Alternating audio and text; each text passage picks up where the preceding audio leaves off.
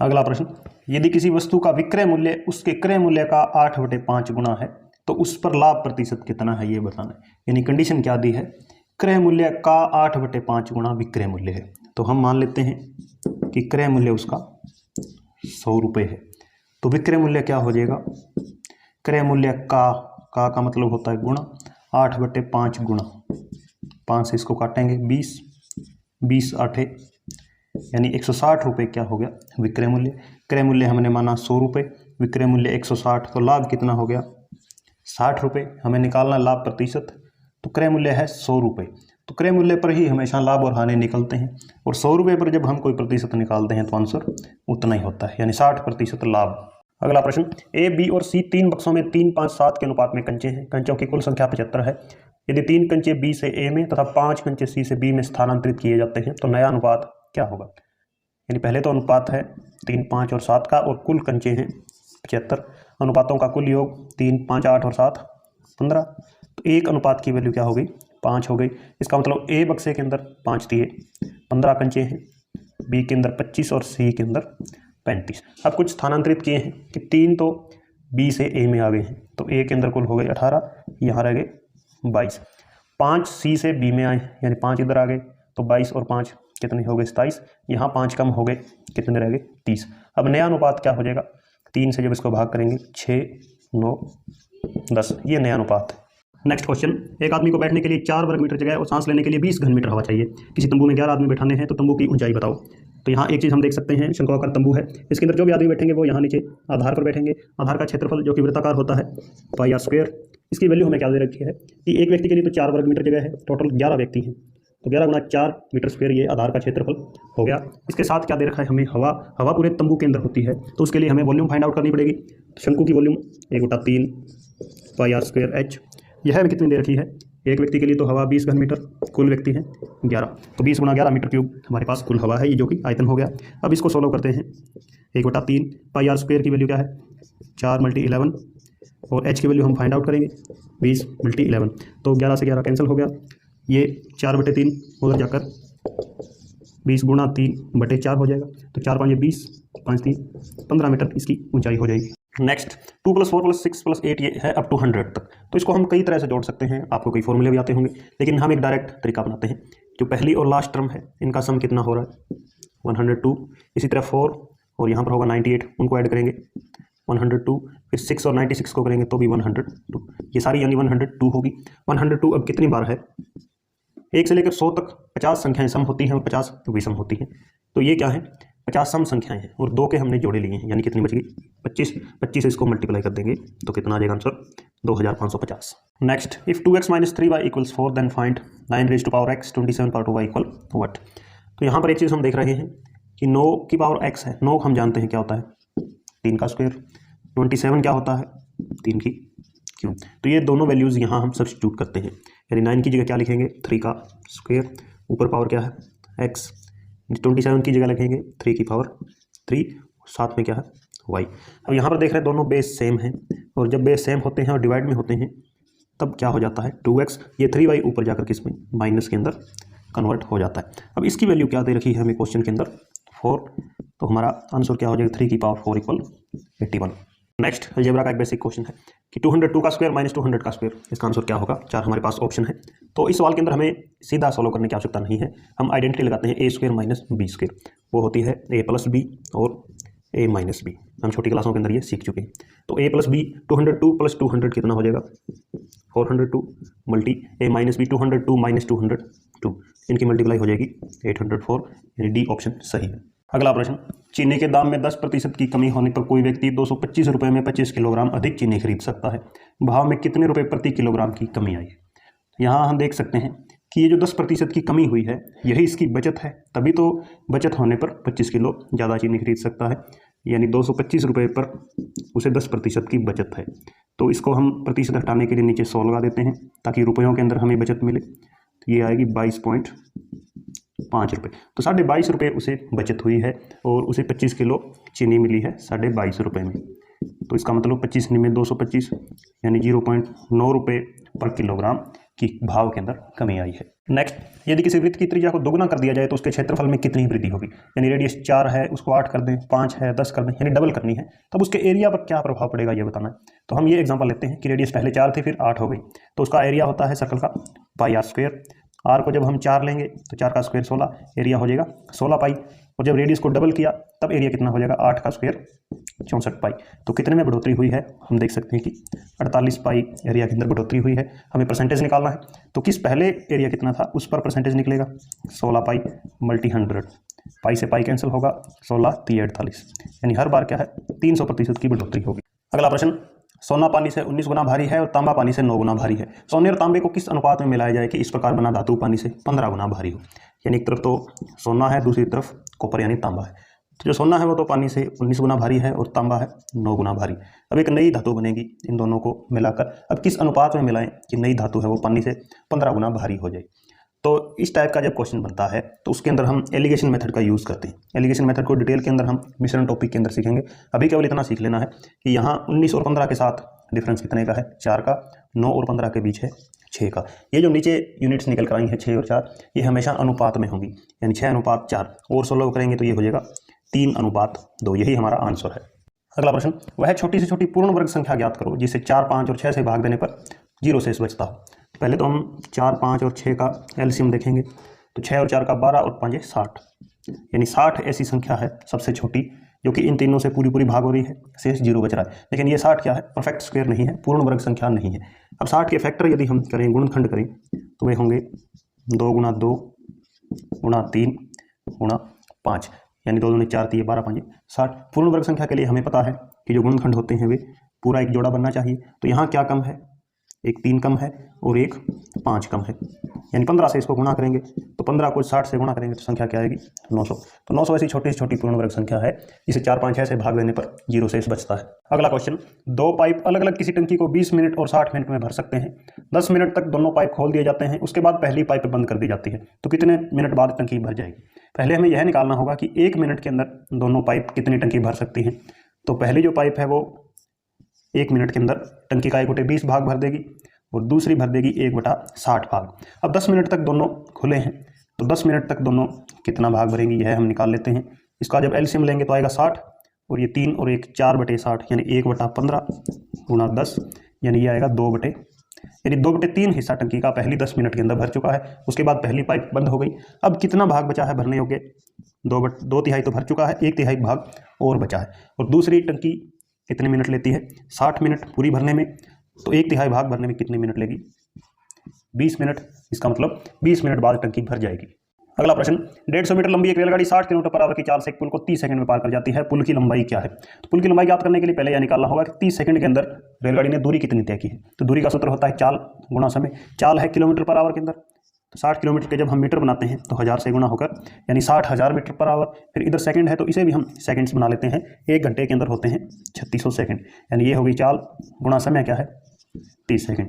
इसको जब हम 16 करते हैं तो 12 5 60, यानी 500 मीटर की कुल दूरी रेल ने 30 सेकंड में तय की है। लेकिन 150 मीटर क्या है, खुद की लंबाई है, ये भी तो उसने क्रॉस की है, तो ये माइनस हो जाएगी, यानी 350 मीटर पुल की लंबाई है। अगला प्रश्न, 40 लीटर के दूध और पानी के मिश्रण में पानी की मात्रा 10% है। इस मिश्रण में कितना जल और मिलाया जाए कि नए मिश्रण में जल की मात्रा 20% हो जाए। यानी टोटल 40 लीटर का मिश्रण है, 90% तो दूध है और 10% पानी हमें दिया गया है। अब लीटर के अंदर यदि इनकी मात्रा निकालें तो 40 का 10% होता है 4 और ये हो जाएगा 36, यानी 36 लीटर दूध 4 लीटर पानी। अब जो नया मिश्रण बनेगा उसके अंदर ये मात्रा 10% से बढ़कर क्या हो जाएगी 20%, तो दूध की मात्रा क्या रह जाएगी 80%। अब ये 80% किसके इक्वल है, 36 के इक्वल, क्योंकि दूध इतना ही रहेगा। तो 80% होता है 4/5, 4/5 किसके इक्वल है 36 के। यहाँ से 1 किसके इक्वल आएगा 45 के। इसको जब हम 16 करेंगे, इसका मतलब पूरा मिश्रण अब क्या हो गया 45 लीटर का। पहले कितना था 40, 5 लीटर और ऐड हुआ है, इसका मतलब 5 लीटर पानी और ऐड करना है।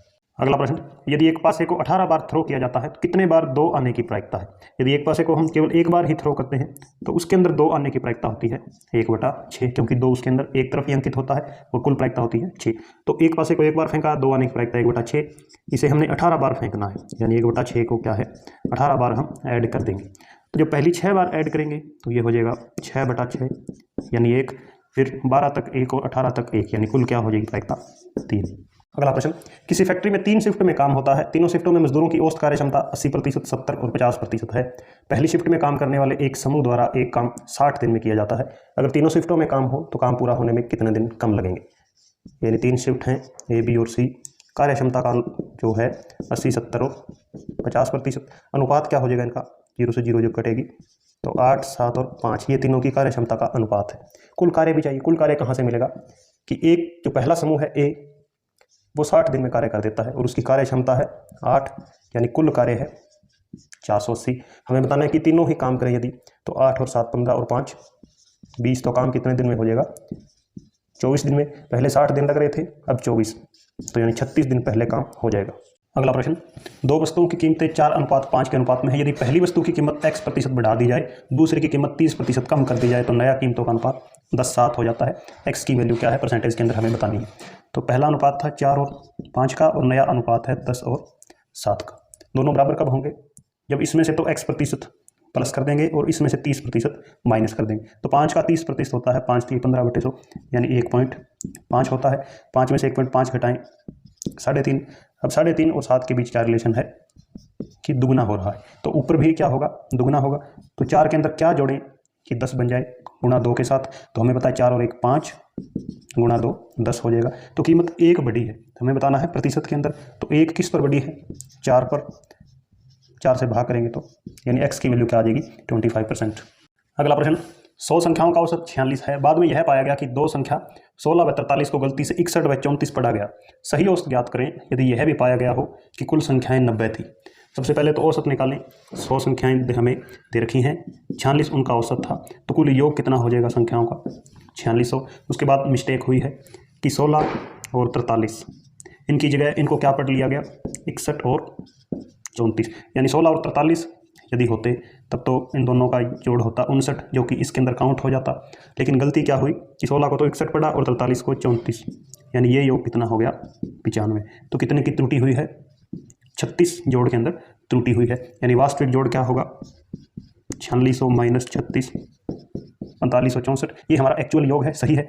एक गलती और हुई है कि कुल संख्याएं भी 90 थी, जो औसत 100 का निकाला था ये भी गलत है। हमें कितने पर निकालना है, 90 पर। इसको जब हम डिवाइड करेंगे तो ये हमारा आएगा 9 5 45 और 63 50.7, ये सही औसत है। अगला प्रश्न, एक दुकानदार को अपनी वस्तुओं की कीमत क्रय मूल्य से कितने प्रतिशत ज़्यादा अंकित करनी चाहिए कि 10% बट्टा यानी डिस्काउंट देने के बाद भी 30% का लाभ हो। यानी मान लेते हैं कि कोई वस्तु उसने 100 रुपये में खरीदी है, अब इसके ऊपर 10% डिस्काउंट भी दे रहा है, यानी 90 रुपये उसका क्रय मूल्य हो गया, लेकिन 30% लाभ भी चाहिए, यानी 130 के अंदर उसे बेचना भी पड़ेगा। तो ये हमारा क्रय मूल्य और ये भी क्रय मूल्य, तो आप देख रहे हैं 40 रुपये का फ़र्क है। इसको हमें ये 40 रुपये ज़्यादा अंकित करना है वस्तुओं पर। तो इसका यदि हम प्रतिशत बनाएंगे तो 40 अपॉन क्रय मूल्य पर हम प्रतिशत निकाल सकते हैं। 1 0 से 1 0, 400/9, ये हो जाएगा 44 सही, 4/9% ज़्यादा। अगला प्रश्न, साधारण ब्याज की दर से कोई राशि 7 वर्षों में दुगनी हो जाती है, उतनी ही राशि कितने वर्षों में 4 गुनी हो जाएगी। तो इस तरह के क्वेश्चन के अंदर हमें एक फॉर्मूला ध्यान रखना है। इस समय 2 दे रखे हैं, एक तो 7 वर्षों के अंदर दुगनी हो रही है, दूसरा समय हमें ज्ञात करना है। बराबर के अंदर आपने हमेशा ब्याज बटे ब्याज रखना है, यानी पहला ब्याज तो क्या हो रहा है, दुगना, और दूसरा 4 गुना। अब समय है यहाँ पर पहले 7 वर्ष, दूसरा टाइम हमें ज्ञात करना है। ब्याज के अंदर भी एक चीज़ और ध्यान रखनी है कि पहली राशि क्या है कि 7 वर्षों के अंदर 1 से दुगना हो रही है, यानी क्या है, जो ब्याज है वो 1 है यूनिट के अंदर। इसी तरह 4 गुना करना है, 1 से 4 गुना, तो यहाँ ब्याज क्या हो जाएगा, 3, यानी 1/3। अब तिरछे गुणा करेंगे तो t एकम t 7 3 21 वर्ष हमारा आंसर होगा। अगला प्रश्न, 1296 की पावर 0.75 मल्टी 36 की पावर -1 है। 1296 होता है 36 का स्क्वायर और 36 6 का स्क्वायर है, यानी 6 की पावर क्या हो जाएगी, 4। 0.75 को हम क्या लिख सकते हैं, जब इसके अपॉन में 100 लगाएंगे पॉइंट हटाने के लिए, तो 25 से ये कट होगा, 3/4।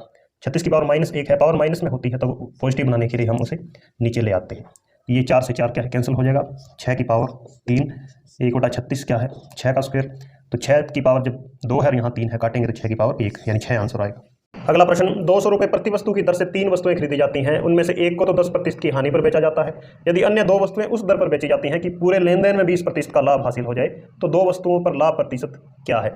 यानी पहली जब बेची वस्तु तो उस पर तो 10% की हानि हो गई, लेकिन पूरे लेन देन के अंदर क्या चाहिए, 20% लाभ। इसका मतलब 20 दिए 60% ओवरऑल लाभ उसे होना चाहिए। तभी हम कह सकते हैं कि 3 वस्तुओं पर प्रत्येक पर जब 20-20-20 होगा तभी तो 20% लाभ होगा, यानी टोटल लाभ कितना हो रहा है उसे 60% हो रहा है। लेकिन यहाँ हम देख रहे हैं कि पहली वस्तु बेचते ही 10% हानि हो गई। इसका मतलब जो 2 बच गई उसे कितने पर बेचना चाहिए, 70% पर। तो 2 वस्तुएं हैं, प्रत्येक जब बिकेगी तो 35% लाभ पर बिकेगी। ये हमारा आंसर हो जाएगा। अगला प्रश्न, किसी परीक्षा में 52% विज्ञान में और 42% छात्र गणित में फेल हुए हैं। 17% छात्र ऐसे हैं जो दोनों विषयों में फेल हुए, तो कितने प्रतिशत ऐसे हैं जो दोनों विषयों में पास हुए, ये बताना है। नेट 2022 के अंदर 14 अक्टूबर को ये क्वेश्चन आया है। तो यहाँ पहले हम याद कर लेते हैं कि एक या दोनों विषयों के अंदर ही कितने छात्र फेल हुए हैं। तो 52% तो विज्ञान के अंदर हो गए, प्लस 42% गणित में फेल हो गए। अब 17% ये दोनों जगह काउंट हो गए हैं, तो इनको हम माइनस कर देते हैं। तो ये बचेगा हमारे पास 94 में से 17, यानी 70% छात्र ऐसे हैं जो कि किसी न किसी विषय के अंदर फेल जरूर है। हमें बताना है पास। तो 100 में से 70 जब हम माइनस करेंगे तो 23% छात्र ऐसे होंगे जो कि दोनों विषयों के अंदर पास हैं। अगला प्रश्न, एक ठेकेदार ने किसी कार्य को 38 दिन में पूरा करने के लिए 30 लोगों को कार्य पर लगाया। 25 दिन के बाद उसने 5 और व्यक्ति नियुक्त कर दिए, जिससे कार्य 1 दिन पहले ही समाप्त हो गया। अगर वह अतिरिक्त व्यक्ति नहीं नियुक्त करता तो कार्य कितने दिन बाद समाप्त होता। यानी पहले उसका टारगेट था कि 38 दिनों के अंदर काम हो जाना चाहिए, लेकिन 25 दिन के बाद 5 और नियुक्त किए हैं, तो 38 माइनस 25, अब यानी 13 दिन के अंदर उसने ये कार्य संपन्न करना है। लोग कितने हो गए, पहले 30 थे, 5 और आगे 35, लेकिन अब कार्य क्या है, 1 दिन पहले ही समाप्त हो गया। जो काम 13 दिन में होना था वो अब 12 दिन में ही हो जाएगा, यानी 35 व्यक्ति और 12 दिन। हमें ज्ञात क्या करना है कि अतिरिक्त व्यक्ति नहीं नियुक्त करता, तो पहले वाले ही रहते 30 लोग, तो 35 आदमी किसी कार्य को 12 दिन में करते हैं, तो 30 आदमी कितने में करेंगे, यानी 35 गुना 12, ये तो होगा कुल कार्य बटे 30 व्यक्ति हैं। तो 5 7 5 6 6 दूने 12, 14 दिन में कर देते। अगर नियुक्त नहीं करता तो कितने दिन बाद समाप्त होता, यानी जो काम 13 दिन में होता वह 14 में हो जाता। तो इसका उत्तर हो जाएगा 1 दिन बाद। अगला प्रश्न, ए और बी ने क्रमशः 1500 और 2000 रुपये लगाकर कोई व्यवसाय शुरू किया। 4 महीने बाद 2250 रुपये के साथ सी ने भी व्यवसाय में हिस्सा कर लिया।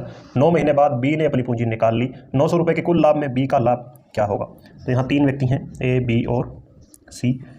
ए ने राशि लगाई है 1500, तो यह मान करके उसने 12 महीने तक पूंजी लगाई है। बी ने लगाए हैं 2000, लेकिन बी ने 9 महीने बाद अपने पैसे निकाल लिए हैं, और सी 4 महीने बाद आया है, यानी 8 महीने ही उसकी पूंजी रहेगी। अब इनका हम रेशो फाइंड करते हैं, तो 150 को 12 से गुणा करते हैं, 1800, 900 दूने 1800 और 8 5 40, 22 8 176, ये भी 1800, यानी तीनों का अनुहिस्सा क्या है, अनुपात के अंदर बराबर है। तो कुल 3 अनुपातों का योग 3 हुआ, और लाभ कितना है 900, यानी 3 यूनिट 900 के इक्वल है, 1 यूनिट 300 के इक्वल। तो बी का हिस्सा, बी का लाभ क्या हो जाएगा 300 रुपये। अगला प्रश्न, 3 अंकों की ऐसी कितनी संख्याएं होंगी जिन्हें 5 6 7 8 से विभाजित किया जाए तो प्रत्येक का शेषफल 3 होगा। 5 6 7 8 से विभाजित होने वाली, जब यहाँ से लिखा होता है तो इसका मतलब हमें एलसीएम निकालना होगा। तो 5 6 7 और 8 का एलसीएम क्या हो जाएगा, 5 और 7 है भाज्य हैं दोनों, तो इनका एलसीएम हो जाएगा 35। 8 और 6 का एलसीएम होता है 24, तो इन दोनों की गुणा 24 5 120 हासिल 12, 24 3 72 और 12 84, यानी 840 एलसीएम हो जाएगा। लेकिन पूरा भाग नहीं करना है, शेषफल भी बचाना है 3।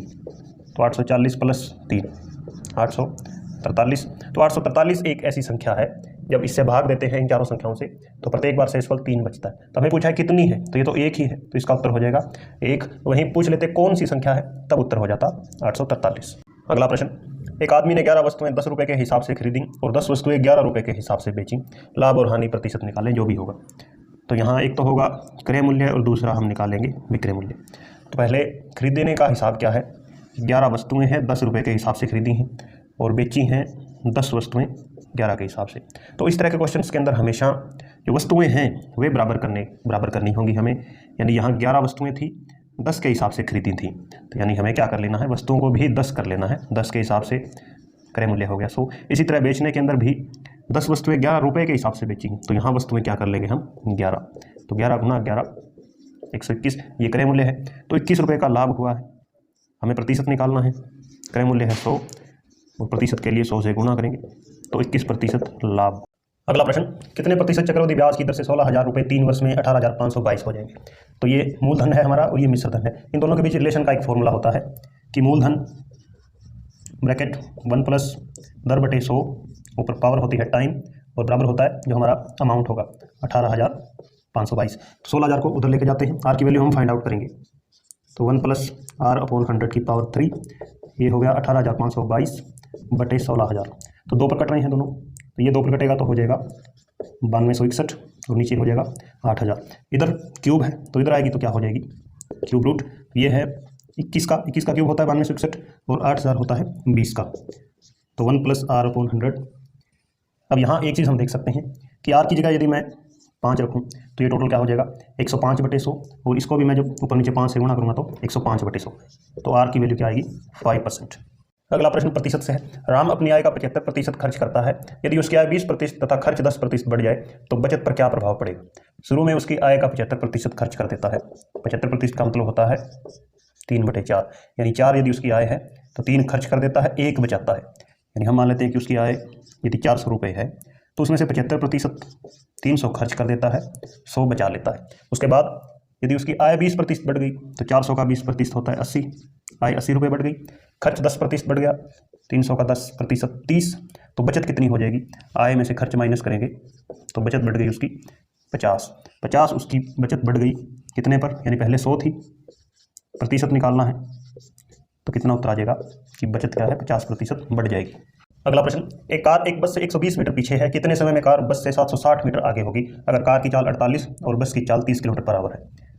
तो एक स्थान से दूसरे स्थान पर ये जा रहे हैं, बीच में कहीं बस है, तो बस 120 मीटर आगे है और कार को है इस बस को पीछे छोड़ते हुए 760 मीटर आगे भी जाना है, इन कार को कुल इतनी दूरी तय करनी है 880 मीटर। अब चाल क्या होगी, कार की चाल है 48 और बस की चाल है 30, लेकिन दोनों एक ही दिशा के अंदर जा रहे हैं, तो दोनों की रिलेटिव स्पीड इसमें से माइनस होकर क्या रह जाएगी 18 किलोमीटर पर आवर। अब ये स्पीड तो किलोमीटर पर आवर के अंदर है और हमें डिस्टेंस मीटर के अंदर है, तो इसको हम मीटर पर सेकंड में कन्वर्ट करेंगे, तो इसके लिए हम हमेशा 5/18 से गुणा कर देते हैं, तो कितना आएगा 5 मीटर पर सेकंड।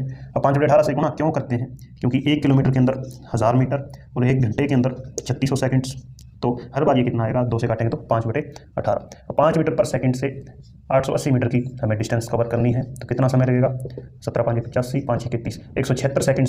अगला प्रश्न, एक पाइप एक टंकी को 25 मिनट में भर सकती है तथा दूसरी 50 मिनट में खाली करती है, यदि टंकी का 3/4 भाग भरा हुआ हो तो दोनों नल एक साथ खोलने पर टंकी कितने समय में भर जाएगी। यानी कोई टंकी है, इसके अंदर यदि हम 25 मिनट पाइप चलाते हैं तो ये पूरी भर जाती है और खाली करने के लिए 50 मिनट लगते हैं। इसका मतलब हुआ कि यदि हम 50 मिनट दोनों पाइप एक साथ इसके अंदर चला दें तो ये 25 मिनट वाली इसको 2 बार भर देगी, लेकिन 50 मिनट वाली केवल 1 बार ही खाली करती है। इसका मतलब 50 मिनट दोनों को एक साथ चलाने पर टंकी 1 बार के अंदर पूरी भर जाती है।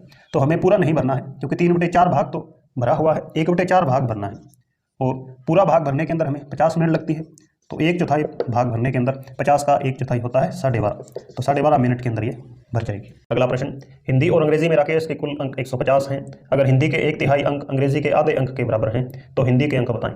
यानी एक तो दोनों का जोड़ दिया है कि हिंदी और इंग्लिश के अंदर उसके 150 अंक हैं, दूसरा दिया है कि हिंदी के 1/3 अंक 1/3 यानी 1/3 बराबर हैं इंग्लिश के आधे के 1/2, तो नीचे अनुपात क्या हो जाएगा इनका 3/2, यानी टोटल हो गए 5। तो ये 5 यूनिट किसके इक्वल है 150 के, 1 यूनिट है 30 के इक्वल के। हमें हिंदी के अंक बताने हैं, हिंदी का अनुपात क्या था 3, तो 3 × 30 हिंदी के अंक हैं 90। नेक्स्ट क्वेश्चन, किसी क्रिकेट टीम के 11 खिलाड़ियों का औसत स्कोर 24 रन है, जब टीम के कुल स्कोर में से कप्तान का स्कोर घटा लिया जाता है तो औसत 2 रनों से बढ़ जाता है, कप्तान ने कितने रन बनाए थे। तो पहले 11 खिलाड़ी थे, 24 के औसत से जो टोटल रन उन्होंने बनाए थे 264, उसके बाद खिलाड़ी कप्तान के स्कोर को हमने माइनस करना है, तो खिलाड़ी रह गए 10, लेकिन औसत क्या हो गया 2 रन बढ़ गया, यानी 26 हो गया औसत, लेकिन 10 खिलाड़ियों का कुल स्कोर कितना है 260, तो कप्तान के रन कितने होंगे इसमें से माइनस करेंगे तो 4। एक डिब्बे में 1 दर्जन शीशे थे, डिब्बे के गिरने पर टूटे हुए तथा बिना टूटे हुए शीशों का अनुपात निम्न में से क्या नहीं हो सकता।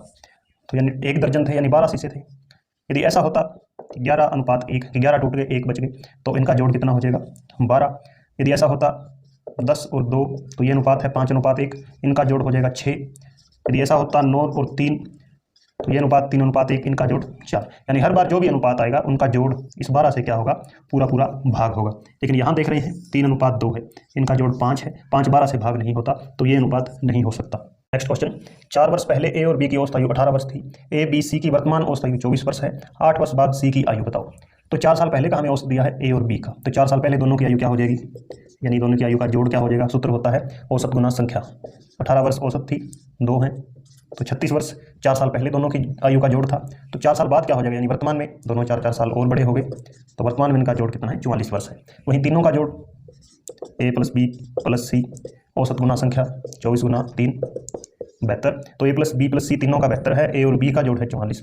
तो सी की आयु क्या हो जाएगी 72 माइनस 44 यानी 28 वर्ष। हमें बतानी क्या है 8 वर्ष बाद कितनी होगी, तो 28 और 8 36।